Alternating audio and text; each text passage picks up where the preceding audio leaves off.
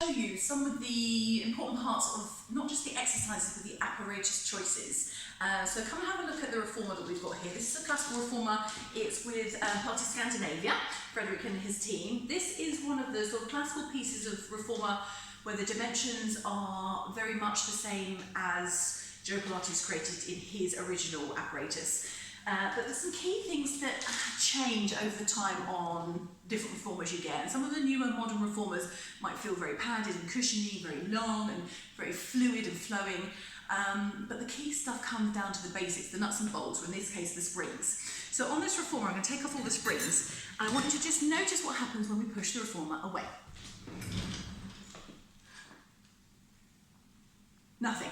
And that's what should happen, nothing. On a lot of the modern reformers, when you push it away, it comes back in again. And that's because of the technology that's behind the scenes underneath here. So here on the metal here are the rails. You've got some wheels underneath here that roll on the tracking. This is a weighted bar down reformer.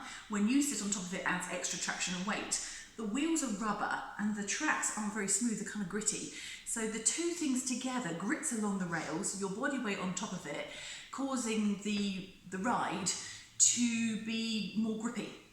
On a newer reformer, on the modern reformers, they're quite smooth. The wheels are quite smooth, the rails are quite smooth. It rolls away and slides back in again, almost like it's been greased.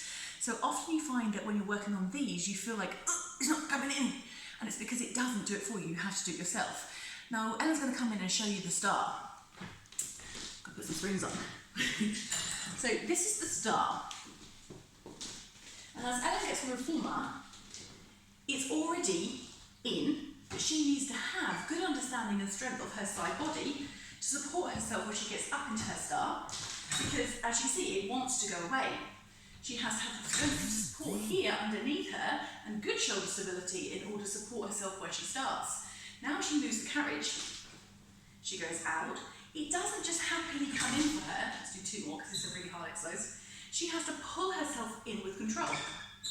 On a new modern reformer, that's going to slide out and slide in. Step away. Thanks, Ella.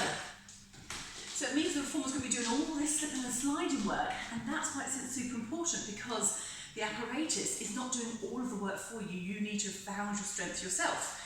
But we wouldn't do the star for anybody on day one. We would need to prep the body. And as you can see around the room, all this kind of other apparatus is what we call individual needs. It's the stuff that you as an individual might need to help you with the exercises on a reformer. Something like the star, you will need to have better strength on your side. So you might be doing some exercises here on the tower, where you've got your spring, magnets up here, and working your side body with resistance to build up that strength you need to support you. Ellen's standing on her shoulder. So we might need to lie down on the tower, grab our arm springs and do some arm spring exercises to help our shoulders. There's lots of foundation exercises, like even the 100. We don't have a good strength here. How are we supposed to have good strength here for them to sit on? So we wouldn't want to be thinking about just a list of exercises on a reformer. We want to be thinking about travelling the studio, exploring other exercises and other key apparatus pieces in order to do an exercise on a reformer safely. And that's why.